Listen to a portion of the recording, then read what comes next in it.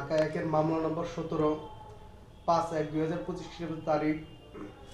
উক্ত মামলায় এজার নামী আসামি সৈয়দ সোহানুর রহমান সিয়াম পিতা আবেদ আলী জীবন তাকে দুর্নীতি দমন কমিশন প্রধান কার্যালয় ঢাকার আশেপাশে ঘোরাঘুরির অবস্থায় আনুমানিক 3:40 ঘটিকায় গ্রেপ্তার করা হয়েছে।